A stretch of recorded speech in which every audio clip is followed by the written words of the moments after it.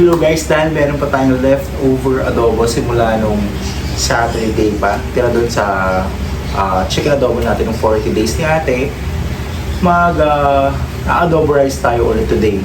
Chicken adobo rice naman, last week yata is parang pork adobo rice. So, ngayon, chicken adobo rice tayo. Then, magluluto tayo ng wagyu. Ita-topping natin doon sa ating chicken adobo rice. So, let's do this guys. Sobrang basic lang ito. Mayroon ako kami nabili guys na wagyu sa supermarket. Ito. Beef Saikoro Wagyu na 200 grams.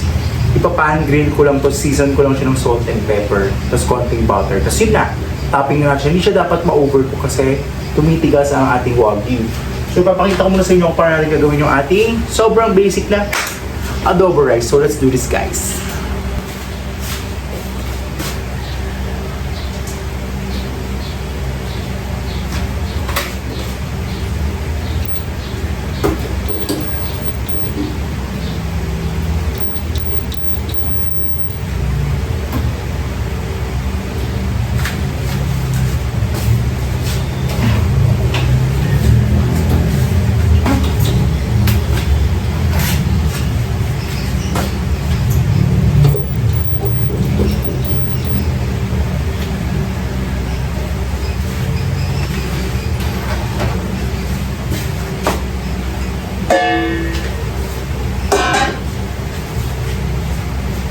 So ayun guys, ito yung frozen ko na stinak ko sa freezer na chicken adobo. So ayan, frozen siya.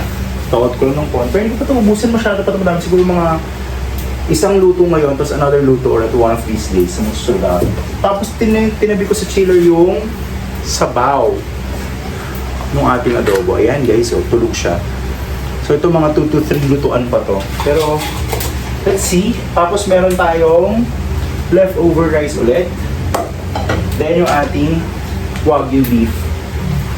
Then maglalagay ako ng konting buttered na mixed vegetables guys. Meron pa tayong tirang frozen na mixed vegetables na sasutay ko lang sa butter, season ko ng konting salt and pepper. Tapos yun na, pasok na. Papakita ko sa inyo guys.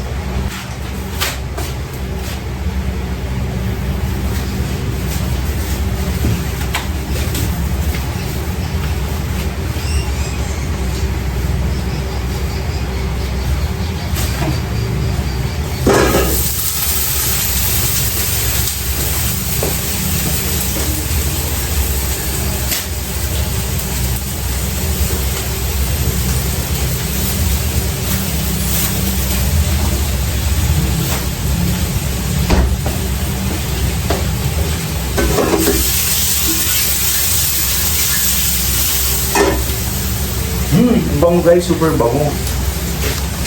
And dahil super frozen pa siya, lagyan natin ng konting water, then nalagyan natin ng yung sabaw niya, yung tinabi natin sabaw ng ating adobo sauce sa atin. Oo. Okay. Can never go wrong talaga sa mga adobo na leftover, super sarap. Yan. Pakuluan nga muna natin siya.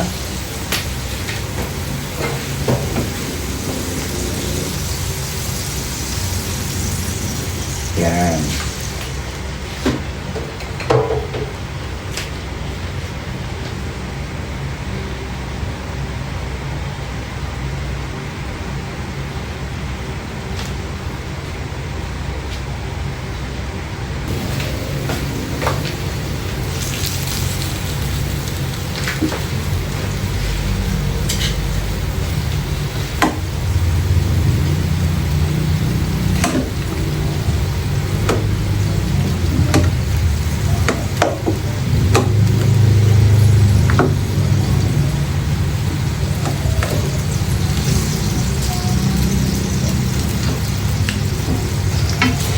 Yeah, pakuluan lang muna natin siya for ilang minutes para lang ma-defrost yung mga ice niya.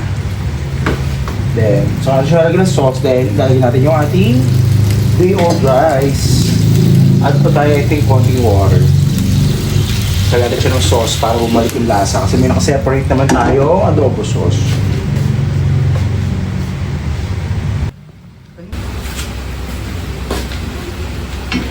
Yun.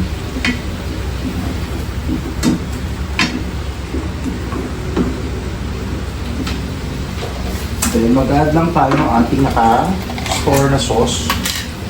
Add natin yung oil para bumalik yung flavor ng adobo kasi nilagyan ko siya ng water kayo na para ma-defrost yung ating frozen chicken adobo.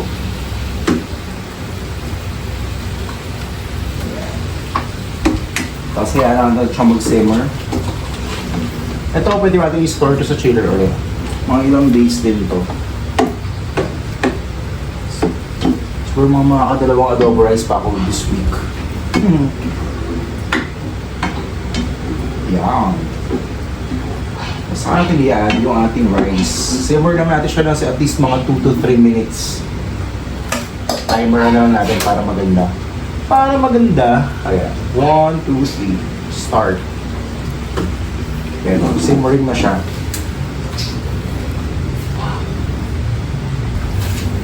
Ayan, simmering na siya. Perfect. Now, I will add our leftover rice. Sa ating simmering adobo. Simmering adobo!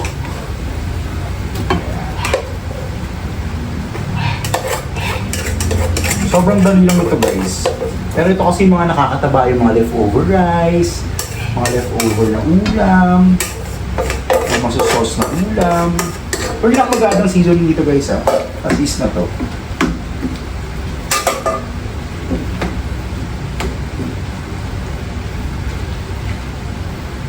Sarap!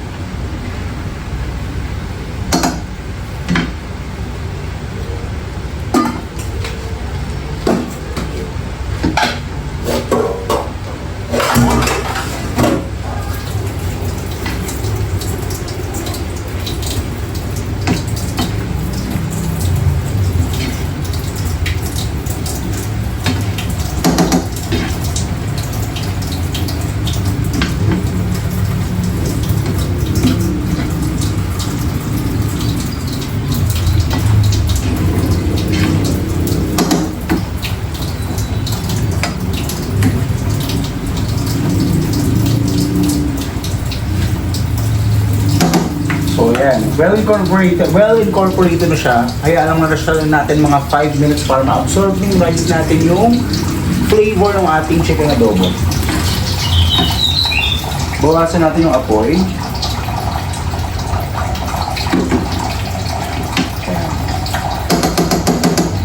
Kaya lang muna natin siya. Mga 5 minutes.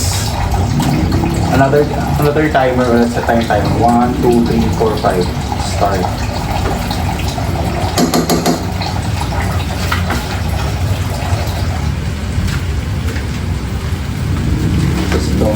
Ipa-pan-sear lang natin itong wagyu, season natin ng salt and pepper.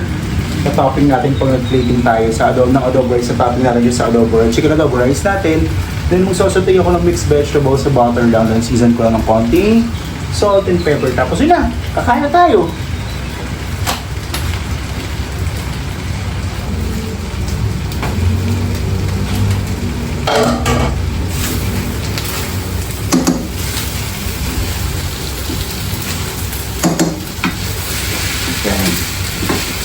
Transfer ko muna siya sa isang... Wait.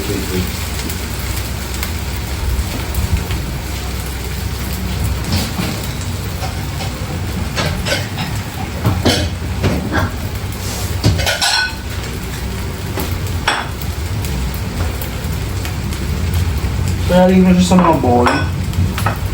Kasi gagamitin ko yung same pan para sa ating wagyu.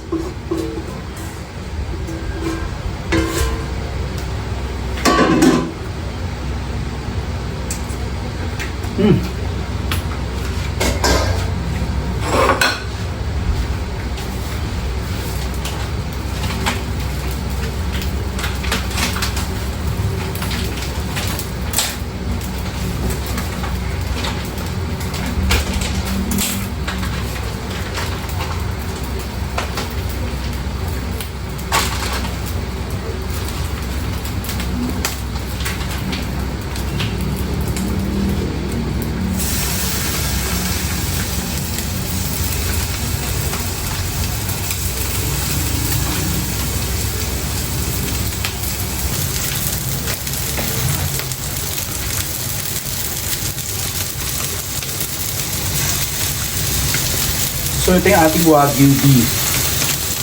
Oh. Sear lang natin siya. Paano sear lang natin? Season ko lang ng salt and pepper.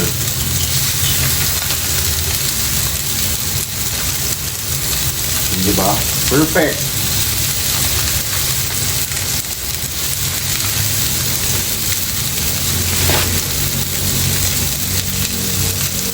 Season ko lang siya ng pink Himalayan salt.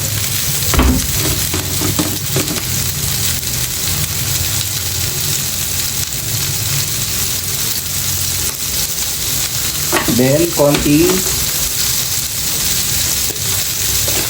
ground black pepper.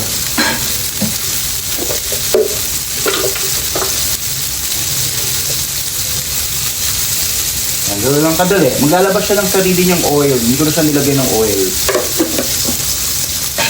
Kasi yung beef naman natin, yung Wagyu beef natin, may konting fat din yan. Ganun yung guys. Super nice.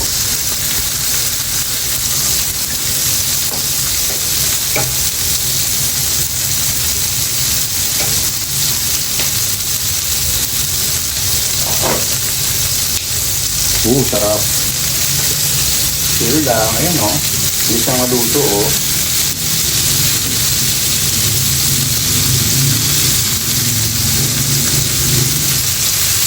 Hindi nga siya hindi overcook kasi mabigat tumigas yung ating Wagyu. Pero super lambot tong type ng Wagyu na binili namin. This is ayun, basta yun. Sarap. Bango guys.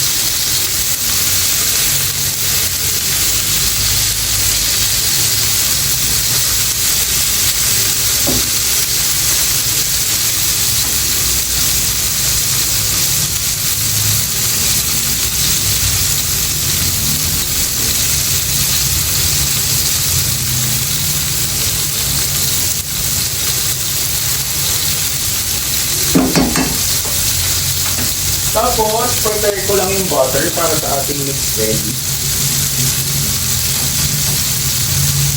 We still have butter here.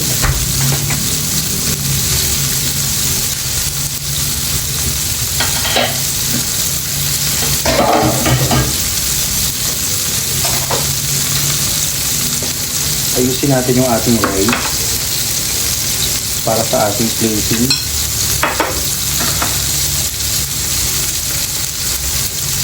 Stop.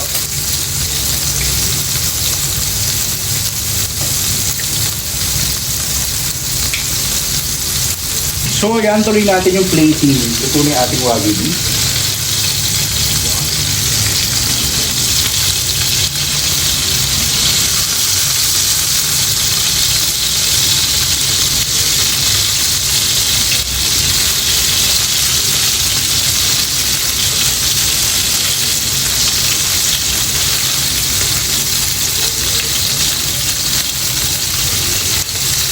Yan.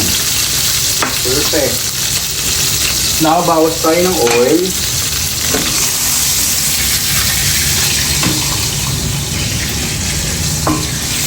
Bawas tayo ng oil. Ay, oil. Sorry. Then, add tayo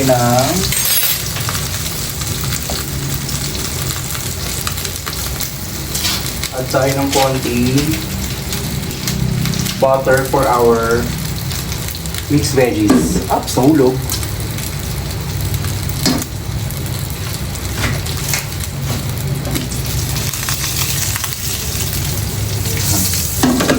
Kaya naging tayo ng ating mixed veggies.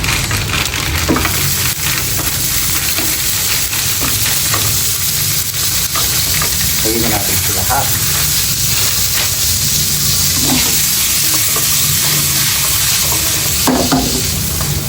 Yan. Sorry guys, frozen kasi siya, kakalabas ko lang muna sa freezer. Pero siguro after ilang minutes, maluluto rin yan at lalambot. Season ko lang ng konting pepper kasi salted na yung ating butter. So konting pepper na lang.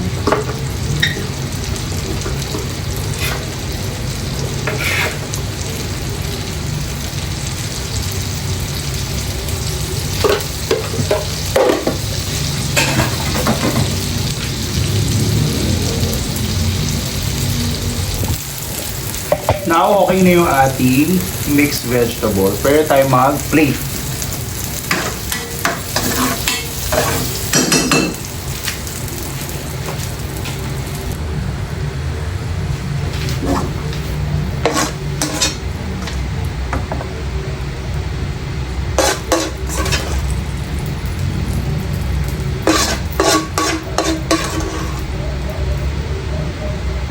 Flavorful yung ating mixed veggies kasi doon din siya niluto sa oil mismo na pinlutuan natin ng wagyu natin. Magdadang ako ng butter, season ko ng salt. Then, ayun na, tapos na. Then, mag-add tayo na garlic bits.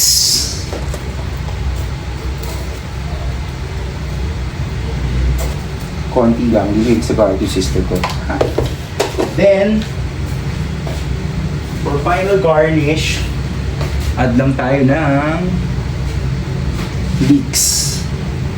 Oh, that's nice. Looks nice. Very nice. Perfect. Oh, let's eat, guys.